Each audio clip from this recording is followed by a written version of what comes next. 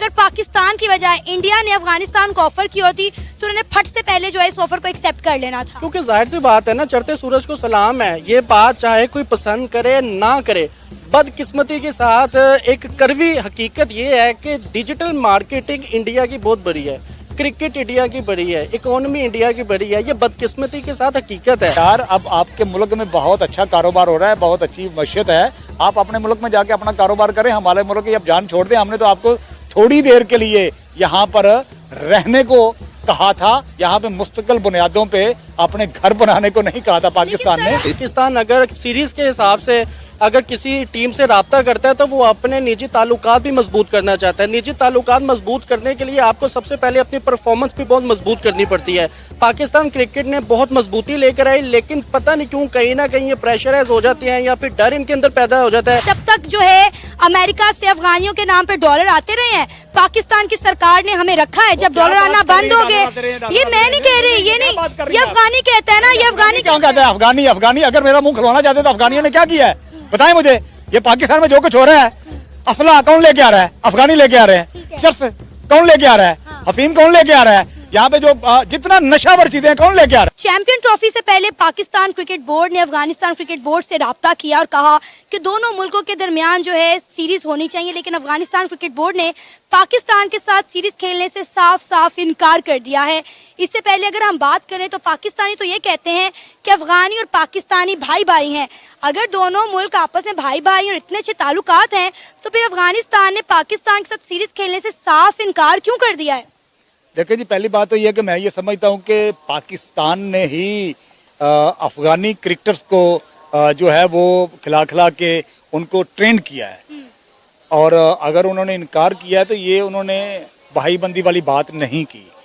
मैं ये समझता हूँ कि पाकिस्तान के अंदर अफगानी भाई इतने ज़्यादा हैं माशाल्लाह से कि अगर वो हमारे मुल्क से चले जाएं, अपने मुल्क, अब तो उनका मुल्क माशाल्लाह हमसे भी ज़्यादा ग्रो कर गया है, अगर वो चले जाएं तो हमारे मुल्क में भी मुआशी हालात हमारे पाकिस्तानियों के बहुत बेहतर हो जाएं, क्योंकि मैक्सिमम जो कारोबार है वो तो अफगानियों पठानों ने संभाला हुआ है।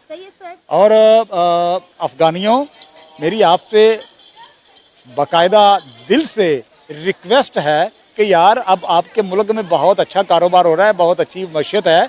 आप अपने मुल्क में जाके अपना कारोबार करें, हमारे मुल्क की अब जान छोड़ दें। हमने तो आपको थोड़ी देर के लिए यहाँ पर रहने को कहा था, यहाँ पे मुस्तकिल बुनियादों पे अपने घर बनाने को नहीं कहा था पाकिस्तान ने। ये देखे ना, 40-40 साल से ज्यादा का अर्सा हो गया कि अफगानी पाकिस्तान में रह रहे हैं, यहाँ पे उनके कारोबार हैं, यहाँ पे आप देखें पूरी मार्केटें जो हैं वो अफगानी चला रहे हैं। अब देखिए पिछले साल की हम बात करें 2023 की, तो पाकिस्तान ने एक कदम उठाया था, पाकिस्तान गवर्नमेंट ने, उन्होंने कहा था कि जितने भी अफगानी हैं उन्हें पाकिस्तान से निकाल दिया जाए, वो अपने मुल्क में जाकर रहें।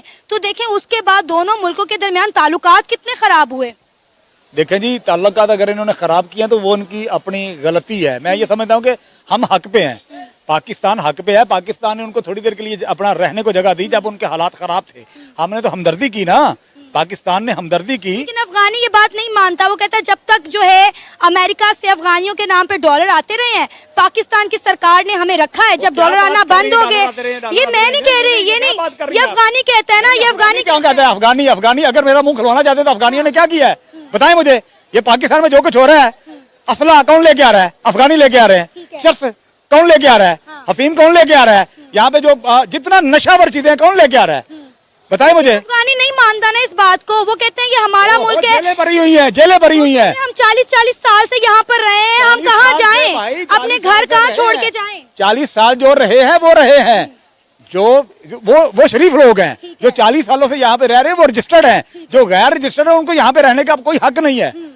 तो क्या करना चाहिए? गवर्नमेंट ने तो इनिशिएटिव लिया था, एक कदम उठाया था कि चले जाएं। गवर्नमेंट ने अच्छा कदम उठाया है और ऐसा कदम उठाना भी चाहिए, एक दफा फिर उठाना चाहिए, ताकि पाकिस्तानी जो मेरे भाई हैं, यहाँ पे इतनी बेरोजगारी पड़ी हुई है, पाकिस्तानी बेचारे भूखे मार रहे हैं और बाहर के लोग आके यहाँ पे उनके लिए दुबई बना हुआ है। बिल्कुल ऐसा ही, आप बिल्कुल ठीक बात कह रहे हैं। मैं आपको दोबारा बता दूं, अगर हम लिबर्टी मार्केट की बात करें, यहाँ पे बहुत बड़ी तादाद में अफगानी मौजूद है जो प्रॉपर कारोबार कर रहे हैं। ओरिगा मार्केट है, बहुत सारे सेंटर ऐसे हैं, लेकिन पाकिस्तान के नौजवान की बात करें, पाकिस्तान के मजदूर की बात करें, मेरी बहना बात ये है कि जो लोग रजिस्टर्ड हैं हम उन्हें जाने को कह भी नहीं रहे, वो तो बाकायदा पाकिस्तानी है। वो तो पाकिस्तानी हो चुके हैं ना। ठीक है। तो जो पाकिस्तानी नहीं है, जो रजिस्टर्ड नहीं है, उनका यहाँ पे अब क्या हक है? ठीक है। अब मुझे बताइए, आप मुझे अपने घर में पनाह देती हैं 2-4 दिन, हफ्ता 10 दिन के लिए, तो क्या मैं आपको घर से निकाल के या आपके घर पे कब्जा करके बैठ जाऊं? ये अच्छी बात है? नहीं, बिल्कुल भी नहीं। मैं तो कभी भी इस चीज पर एग्री नहीं करूंगी। मैं अपना बर्दाश्त करूंगी इसको। हमने तो आपको थोड़ी देर के लिए, कुछ आपके हालात खराब थे, तो हमने तो एज ए मुसलमान आपकी हमदर्दी के लिए, आपकी अच्छी तरबियत के लिए हमने कहा कि यार ये लोग यहाँ पे आ जाएं, आगे अपना मौशी मुस्तकम जो है, मशीयत उनकी खराब है, तो अपना यहाँ पे रिज़्क रोटी कमाएं। रिज़्क रोटी कमाने के चक्कर में उन्होंने हमारे ही मुल्क में अपना वो जमा लिए, पैर जमा लिए। खैर, हम क्रिकेट पे बात कर रहे हैं, हम जरा मुद्दे से हट गए हैं। आपने जैसा कि कहा कि अफगानिस्तान को क्रिकेट सिखाने वाला पाकिस्तान है, लेकिन अफगानी इस चीज को नहीं मानते। जब अफगानिस्तान ने सेमीफाइनल के लिए क्वालिफाई किया T20 वर्ल्ड कप में, तो उन्होंने सारा क्रेडिट इंडिया को दे दिया। उन्होंने कहा हम इसका पूरा का पूरा जो क्रेडिट है वो इंडिया को देते हैं कि इंडिया ने हमारे अफगानियों को, हमारे स्पोर्ट्समैन को जो है वो क्रिकेट सिखाई, जिसकी वजह से आज हम इस मकाम पर हैं। आप मुझे ये बताइए, ये माइक पकड़ा हुआ है आपने, इसके पीछे कोई आपका उस्ताद तो होगा ना? बिल्कुल ऐसा ही है। कौन है वो उस्ताद? बिल्कुल, मैंने बहुत सारे निजी टीवी चैनल्स में काम किया हुआ है, मैंने बहुत सारे सीनियर से सीखा है ये काम। सीनियर से सीखा है ना? बिल्कुल ऐसा तो ही है। अगर आप ना माने तो मैं क्या कर सकता हूँ?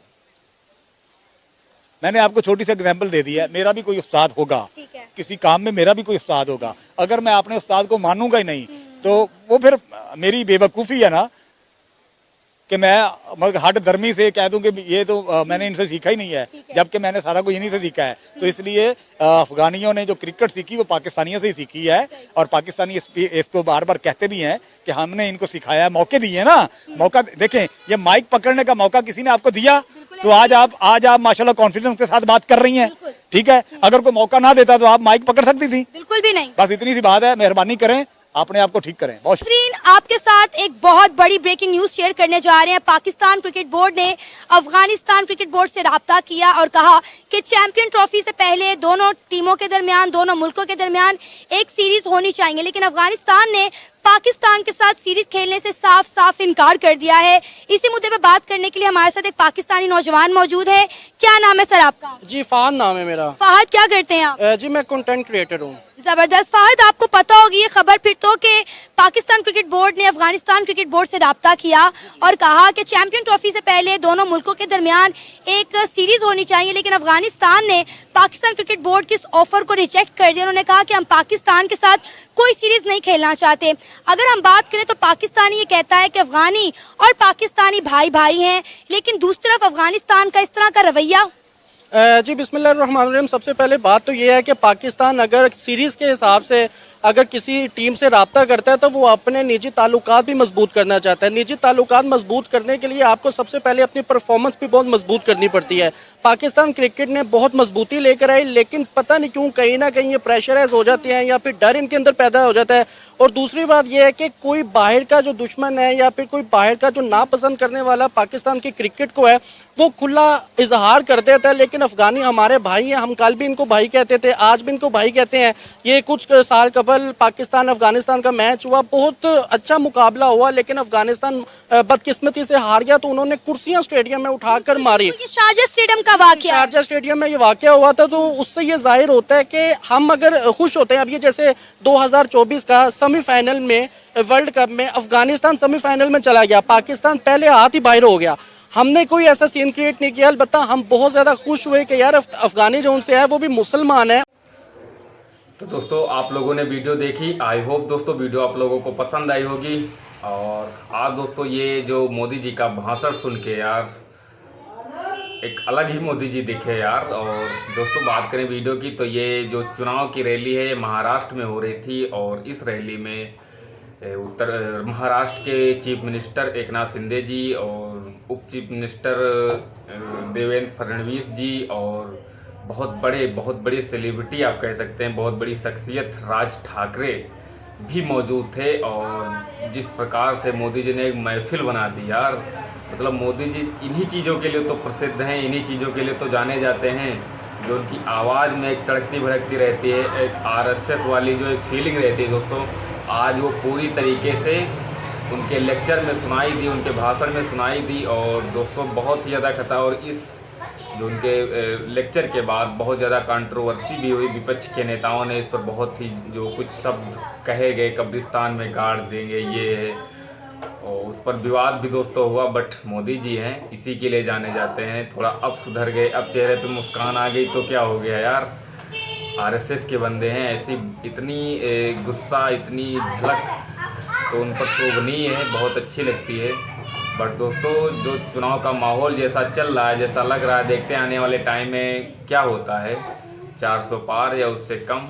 बट जिस प्रकार से दोस्तों मोदी जी लगे हुए हैं, मेहनत कर रहे हैं, भाषण दे रहे हैं, बहुत ही अच्छी तरीके से काम कर रहे हैं और लोगों को बहुत ज़्यादा प्रभावित कर रहे हैं दोस्तों।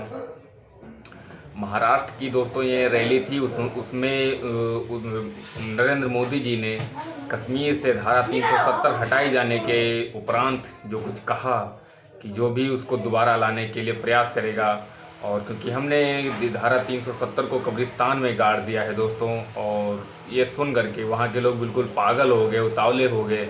पूरे देश में दोस्तों खुशियाँ मनाई जाने लगी, और पूरे देश के लोगों को ऐसे ही मोदी का तो इंतज़ार है।